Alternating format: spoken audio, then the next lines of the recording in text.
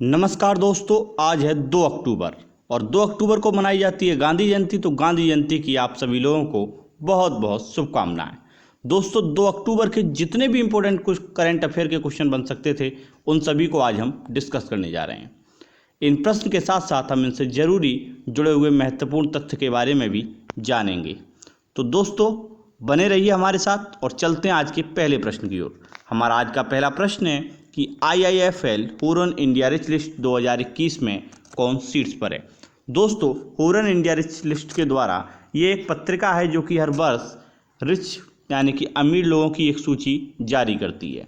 तो इसने इस बार भी अपनी अमीर सूची जारी कर दी है और अमीर सूची के अनुसार यानी कि रिच लिस्ट के अनुसार टॉप पर हैं मुकेश अंबानी। कौन है? मुकेश अंबानी। जबकि दूसरे नंबर पर हैं गौतम अडानी। कौन है? गौतम अडानी। दोस्तों, अगर सबसे युवा की बात की जाए तो सबसे युवा हैं भारत पे के सारस्वत नाखरानी। कौन है? भारत पे के सारस्वत नाखरानी। दोस्तों, कल हमने एक प्रश्न पूछा था जिसका जवाब बहुत से लोगों ने कमेंट बॉक्स में दिया है। तो दोस्तों, आइए बताता हूं मैं आपके लिए उन लोगों के नाम जिन्होंने हमें बिल्कुल सही जवाब दिए हैं। तो वो नाम है अनीता जी, अंजना जी, खुशबू भारती जी, संध्या जी, रानी यादव जी, रितु सिंह जी और उमेश जी, गंभीर जी, निशांत शर्मा जी, अजय जी और सुबोध कुमार जी। इन लोगों ने कमेंट बॉक्स में सही जवाब दिए, साथ ही डिटेल्ड में भी आंसर दिए हैं। दोस्तों, अगर आपको हमारी ये वीडियो पसंद आए तो इसे आप अधिक से अधिक लाइक और शेयर जरूर करें। दोस्तों, इस वीडियो के अंत में मैं एक सवाल पूछता हूं जिसका जवाब आप भी कमेंट बॉक्स में दे सकते हैं। जिसकी संख्या अधिक होगी यानी कि लड़कों या लड़कियों की, उन्हीं के नाम पहले बोले जाएंगे। तो दोस्तों, चलते हैं आज के अगले प्रश्न की ओर। हमारा अगला प्रश्न है, कौन सा देश 2028 में चंद्रमा पर क्रू जांच भेजने में सक्षम रॉकेट लॉन्च करेगा? तो दोस्तों, अभी हाल फिलहाल में चीन ने ये घोषणा की है कि वह वर्ष 2028 में चंद्रमा पर क्रू जांच भेजने में सक्षम रॉकेट लॉन्च करेगा। तो किसने घोषणा की है? चीन ने। तो चीन की बात करें तो चीन की राजधानी कहाँ है? बीजिंग। चीन की राजधानी कहाँ है? बीजिंग। चीन का सबसे बड़ा शहर शंघाई। चीन के राष्ट्रपति का नाम शी जिनपिंग। चीन के प्रधानमंत्री का नाम की लियांग। कौन है? ली कियांग। क्या नाम है चीन के प्रधानमंत्री का नाम? ली कियांग। चीन ने मार्स पर यानी कि मंगल ग्रह पर अपना रोवर भेजा, इसका नाम है झूरोंग। क्या नाम है? झूरोंग। चीन की बात करें तो चीन विश्व में ई कचरे के उत्पादन में नंबर 1 पर है। किसके? ई कचरे के उत्पादन में नंबर 1 पर है। चीन ने अभी हाल फिलहाल में एक हाई स्पीड मैगलेव ट्रेन का भी परीक्षण किया है। किसका? हाई स्पीड मैगलेव ट्रेन का परीक्षण किया है। दोस्तों, चीन की बात करें तो चीन का शंघाई शहर विश्व का आबादी के अनुसार तीसरा सबसे बड़ा शहर है। कैसा है? तीसरा सबसे बड़ा शहर है। दोस्तों, चलते हैं अगले प्रश्न की ओर। हमारा अगला प्रश्न है, निर्भया एक पहल की शुरुआत किसने की है? निर्भया एक पहल की शुरुआत किसने की है? तो दोस्तों, निर्भया एक पहल, इसकी शुरुआत उत्तर प्रदेश राज्य के द्वारा की गई है। किसके द्वारा? उत्तर प्रदेश राज्य के द्वारा। तो दोस्तों, उत्तर प्रदेश की राजधानी कहाँ है? लखनऊ। राजधानी कहाँ है? लखनऊ। और वहीं पर निर्भया एक पहल की शुरुआत उत्तर प्रदेश के मुख्यमंत्री योगी आदित्यनाथ जी के द्वारा की गई थी। तो उत्तर प्रदेश की इस समय राज्यपाल कौन है? आनंदीबेन पटेल। कौन है? आनंदीबेन पटेल। दोस्तों, ये मिशन शक्ति चरण के तहत निर्भया एक पहल की शुरुआत की गई है। किसके तहत? मिशन शक्ति चरण का तीसरा भाग चल रहा है, यानी कि मिशन शक्ति का कौन सा चरण चल रहा है? तीसरा। और इसी के तहत किसकी शुरुआत की गई है? निर्भया एक पहल की। तो इसके तहत हर थाने में पिंक बूथ स्थापित किए जाएंगे। क्या स्थापित किए जाएंगे? पिंक बूथ, जहां पर महिलाओं के बारे में सहायता या उनसे संबंधित कोई भी क्राइम के मुद्दे हैं, आप उन पर शिकायत कर सकती हैं। साथ ही ये महिलाओं के लिए सशक्त भी करेंगे। क्या करेंगे? सशक्त करने का कार्य पिंक बूथ करेंगे। चलते हैं दोस्तों अगले प्रश्न की ओर। हमारा अगला प्रश्न है, USIVC किसे ग्लोबल लीडरशिप अवार्ड प्रदान करेगा? तो दोस्तों, USIVC global leadership award Shiv Nadar को प्रदान करेगा। किसको? शिव नाडर को। शिव नाडर के द्वारा HCL की स्थापना की गई थी। किसकी? HCL कंपनी है कंप्यूटर से संबंधित। इसकी स्थापना 1976 में, हेडक्वार्टर है इसका नोएडा में। कहाँ पर? नोएडा में की गई थी। दोस्तों इस समय बात करें HCL की चेयरपर्सन शिव नाडर की बेटी रोशनी नाडर हैं, जबकि इसके CEO C विजय कुमार जी हैं। कौन है? C विजय कुमार जी। चलते हैं दोस्तों अगले प्रश्न की ओर। हमारा अगला प्रश्न है रोजा वेदंते रामजानी। रोजा वेदंते रामजानी किस देश की पहली महिला प्रधानमंत्री बनी है? तो दोस्तों ये बनी है ट्यूनीशिया की। किसकी? ट्यूनीशिया की। ट्यूनीशिया की बात करें तो यहाँ की राजधानी ट्यूनिस है। कहाँ है? ट्यूनिस। जबकि यहाँ की मुद्रा दिनार है। क्या है मुद्रा? दिनार। अगर ट्यूनीशिया की बात करें तो ट्यूनीशिया भूमध्य सागर के तट पर स्थित एक देश है। कहाँ पर? भूमध्य सागर के तट पर। महाद्वीप पूछा जाए तब ये अफ्रीका महाद्वीप का देश है। कौन से महाद्वीप का? अफ्रीका महाद्वीप का। दोस्तों इस प्रश्न से हमें कुल इतनी जानकारी प्राप्त हुई। चलते हैं अगले प्रश्न की ओर। हमारा अगला प्रश्न है भारत में रियल एस्टेट के लिए सबसे हरा भरा शहर कौन सा है? तो दोस्तों भारत में रियल एस्टेट के लिए सबसे हरा भरा शहर है दिल्ली। कौन सा है? दिल्ली। दिल्ली की बात करें तो दिल्ली भारत की राजधानी भी है। क्या है? भारत की राजधानी। भारत की राजधानी दिल्ली वर्ष 1912 में बनी। कब बनी थी? 1912 में। इससे पहले भारत की राजधानी कलकत्ता थी। दोस्तों दिल्ली की बात करें तो दिल्ली में नई दिल्ली के वास्तुकार एडविन लुटियंस को माना जाता है। किसे माना जाता है? एडविन लुटियंस को। दिल्ली में इस समय आम आदमी पार्टी की सरकार है और यहाँ के मुख्यमंत्री अरविंद केजरीवाल हैं। कौन है? अरविंद केजरीवाल। दोस्तों रियल एस्टेट का सबसे हरा भरा शहर की बात की गई है तो ये कहाँ पर था? भारत में। जबकि अगर विश्व की बात आए तो विश्व में है लंदन। कौन सा है? लंदन। अब लंदन की जिक्र आ गया तो लंदन किस नदी के किनारे है? टेम्स नदी के किनारे। किसके? टेम्स या थेम्स, दोनों बात एक ही है। जबकि लंदन किसका देश है? सॉरी, राजधानी किसकी है? इंग्लैंड की या ग्रेट ब्रिटेन की? किसकी राजधानी है? इंग्लैंड या ग्रेट ब्रिटेन की। और यहाँ की मुद्रा क्या है? यहाँ की मुद्रा है पाउंड। क्या है? पाउंड। चलते हैं दोस्तों अगले प्रश्न की ओर। हमारा अगला प्रश्न है टाटा टेक्नोलॉजी ने नवाचार को प्रोत्साहन देने के लिए किस राज्य से समझौता किया है? तो दोस्तों टाटा टेक्नोलॉजी ने नवाचार को प्रोत्साहन देने के लिए मणिपुर राज्य से समझौता किया है। किससे किया है? मणिपुर राज्य से। तो किस कंपनी ने किया है? टाटा कंपनी ने। अब बात आती है मणिपुर की। तो मणिपुर की राजधानी कहाँ है? इम्फाल। मणिपुर के CM कौन है? एन बीरेन सिंह। कौन है? एन बीरेन सिंह। राज्यपाल कौन है? राज्यपाल हैं ला गणेशन। कौन है? ला गणेशन। मणिपुर का एक प्रसिद्ध त्यौहार है लाई हरेबा। कौन सा प्रसिद्ध त्यौहार है? लाई हरेबा। मणिपुर की बात करें तो मणिपुर में एक विश्व प्रसिद्ध झील स्थित है। इसका नाम है लोकटक झील। क्या नाम है? लोकटक झील। मणिपुर में ही बेस्ट पुलिस स्टेशन है भारत का। कौन सा है? Best police station. और इसका नाम है नोंगपोक सेकमई। क्या नाम है?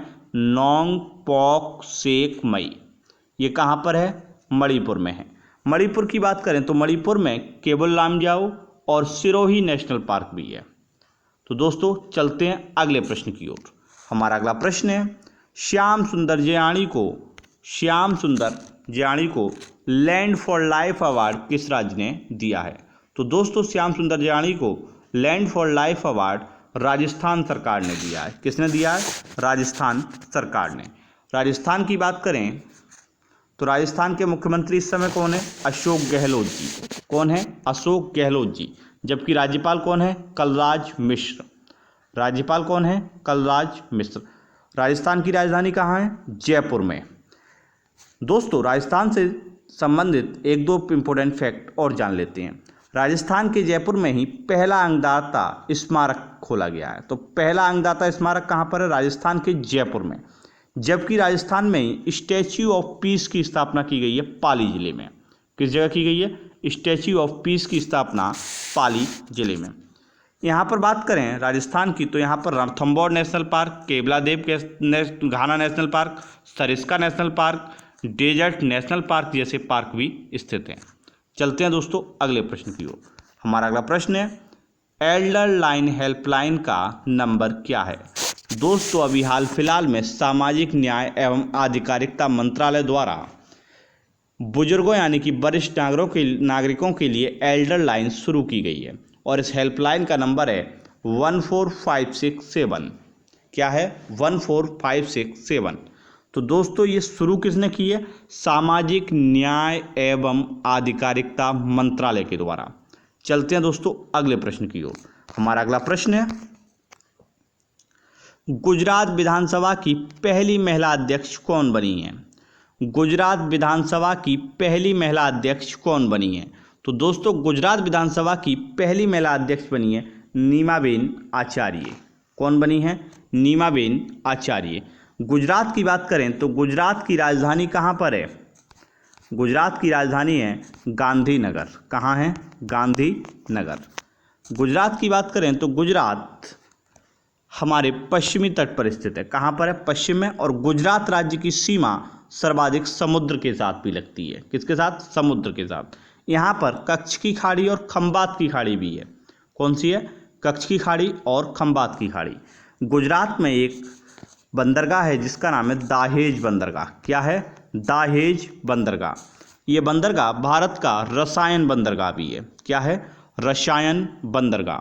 चलते हैं दोस्तों अगले प्रश्न की ओर। हमारा अगला प्रश्न है, स्विस नेशनल बैंक के अनुसार स्विस बैंक में जमा धन के अनुसार भारत का नंबर कौन सा है? तो दोस्तों भारत का नंबर है 51वां। कौन सा नंबर है? 51वां। सबसे टॉप पर कौन है? इंग्लैंड। दोस्तों स्विस नेशनल बैंक यानी कि बात आई स्विट्जरलैंड की, तो स्विट्जरलैंड की बात करें तो यहाँ पर एक पर्वत श्रेणी पाई जाती है जिसका नाम है जुरा पर्वत श्रेणी। कौन सी है? जुरा पर्वत श्रेणी। जुरा पर्वत श्रेणी फ्रांस और स्विट्जरलैंड के मध्य स्थित है। कहाँ पर है? फ्रांस और स्विट्जरलैंड के मध्य स्थित है। दोस्तों स्विट्जरलैंड स्थल रुद्ध देश भी है। कैसा है? स्थल रुद्ध देश है। और स्विट्जरलैंड की राजधानी वर्न है। क्या है? वर्न। स्विट्जरलैंड स्थल रुद्ध देश होने के साथ ही साथ काफ़ी ज़्यादा पर्यावरण और पर्यटन की स्थिति से बहुत ही मजबूत स्थिति में है। चलते हैं दोस्तों अगले प्रश्न की ओर। हमारा अगला प्रश्न है, भारत के पहले कृषि निर्यात सुविधा केंद्र की शुरुआत कहाँ की गई है? भारत के पहले कृषि निर्यात सुविधा केंद्र की शुरुआत कहाँ की गई है? तो दोस्तों इसकी शुरुआत पुणे में की गई है। कहाँ की गई है? पुणे में। तो पुणे किस राज्य के अंतर्गत है? महाराष्ट्र। किसके अंतर्गत है? महाराष्ट्र। तो महाराष्ट्र के मुख्यमंत्री कौन है? उद्धव ठाकरे जी। कौन है? उद्धव ठाकरे जी। महाराष्ट्र की जिक्र आते ही हमारे दिमाग में आना चाहिए कि महाराष्ट्र की राजधानी कहाँ है? मुंबई। कहाँ है? मुंबई। ये सालसेट द्वीप पर स्थित है। किस पर है? सालसेट द्वीप पर। चलते हैं दोस्तों अगले प्रश्न की ओर। हमारा अगला प्रश्न है, कौन सा राज्य मनरेगा के तहत सर्वाधिक रोजगार देने वाला राज्य बना है? कौन सा राज्य मनरेगा के तहत सर्वाधिक रोजगार देने वाला राज्य बना है? तो दोस्तों ये राज्य है छत्तीसगढ़ राज्य। कौन सा है? छत्तीसगढ़ राज्य। तो छत्तीसगढ़ की राजधानी कहाँ है? रायपुर। छत्तीसगढ़ के सीएम कौन है? भूपेश बघेल। कौन है? भूपेश बघेल। छत्तीसगढ़ के गवर्नर कौन है? अनसुईया उकी। कौन है? अनसुईया उकी। यहाँ पर पार्क कौन सा है? इंद्रावती नेशनल पार्क और कांगेर घाटी नेशनल पार्क यानी कि गुरु घासीदास नेशनल पार्क। दोस्तों छत्तीसगढ़ में एक प्रसिद्ध जलप्रपात भी पाया जाता है। क्या पाया जाता है? प्रसिद्ध जलप्रपात जिसका नाम है चित्रकूट जलप्रपात। क्या नाम है? चित्रकूट जलप्रपात। इसे भारत का न्याग्रा भी कहा जाता है। चलते हैं दोस्तों अगले प्रश्न की ओर। हमारा अगला प्रश्न है, ब्रॉडगेज रेल मार्ग को 100% विद्युतीकरण करने का लक्ष्य कब तक रखा गया है? तो दोस्तों ब्रॉडगेज रेल मार्गों को 100% विद्युतीकरण करने का लक्ष्य वर्ष 2023 तक रखा गया है। कब रखा गया है? वर्ष 2023 तक। चलते हैं दोस्तों अगले प्रश्न की ओर। हमारा अगला प्रश्न है, भारत का पहला इलेक्ट्रिक ट्रैक्टर जिसका नाम है टाइगर इलेक्ट्रिक। क्या नाम है? भारत का पहला इलेक्ट्रिक ट्रैक्टर जिसका नाम है टाइगर इलेक्ट्रिक किसने लॉन्च किया है? तो दोस्तों ये लॉन्च किया गया है सोनालिका कंपनी के द्वारा। किसके द्वारा? सोनालिका कंपनी के द्वारा। दोस्तों अभी हाल फिलहाल में सोनालिका कंपनी ने पहला electric tractor tiger electric launch किया है। दोस्तों चलते हैं कल के प्रश्न की ओर और जानते हैं उसका सही आंसर क्या था। दोस्तों भारतीय प्रधानमंत्री द्वारा संयुक्त राष्ट्र महासभा के कौन से सत्र को संबोधित किया गया था? तो ये किया गया है 76वें को। बहुत से लोगों ने सही जवाब दिया। आप भी कमेंट बॉक्स में हमें सही जवाब दे सकते हैं। दोस्तों, भारतीय प्रधानमंत्री ने 76वें संयुक्त राष्ट्र महासभा के अधिवेशन को संबोधित किया। दोस्तों, इससे पहले भारतीय प्रधानमंत्री द्वारा 2019 में भी इसका संबोधन किया गया था। कब किया गया था? 2019 में। भारतीय प्रधानमंत्री ने यहाँ पर रविन्द्रनाथ टैगोर, दीनदयाल उपाध्याय जैसे लोगों का नाम भी लिया। किस किस का? रविन्द्रनाथ टैगोर और दीनदयाल उपाध्याय जैसे लोगों का नाम भी लिया। दोस्तों, इसकी अध्यक्षता मलेशिया के विदेश मंत्री कर रहे थे। कौन कर रहे थे? मलेशिया के विदेश मंत्री। चलते हैं दोस्तों आज के प्रश्न की ओर। हमारा आज का प्रश्न है, जापान के प्रधानमंत्री कौन बने हैं? दोस्तों, हमारा प्रश्न है, जापान के प्रधानमंत्री कौन बने हैं? इसका जवाब आपको हमें कमेंट बॉक्स में देना है। साथ ही साथ इसके साथ आपको और क्या क्या बताना है वो भी सुन लीजिएगा। एक तो आपको बताना है कि जापान के प्रधानमंत्री कौन बने हैं। दूसरा आपको बताना है कि जापान के चारों द्वीपों का नाम। क्या बताना है? चारों द्वीपों का नाम। तीसरा आपको बताना है कि जापान में कौन सा मैदान पाया जाता है। कौन सा मैदान पाया जाता है? तीसरा आपका अगला प्रश्न है कि जापान में कौन से ओलंपिक खेलों का आयोजन किया गया है, यानी कि नंबर कौन से ओलंपिक और कौन से पैरा ओलंपिक खेलों का आयोजन किया गया है। तो दोस्तों, मैंने आपसे क्या क्या पूछा है?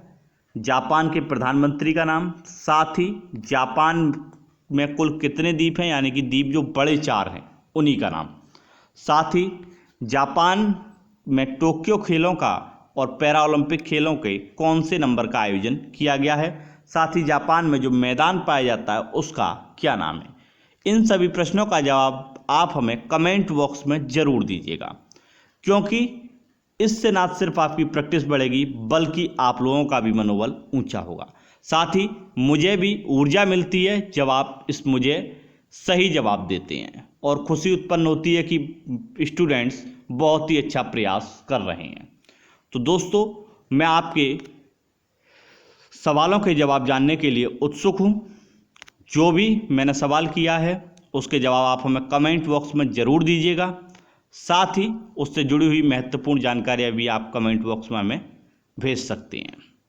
आपके लिए ये वीडियो कैसी लगी हमें कमेंट बॉक्स में ज़रूर बताएं। साथ ही साथ अगर आप हमारे चैनल पर नए हैं तो इस चैनल को सब्सक्राइब करना ना भूलें।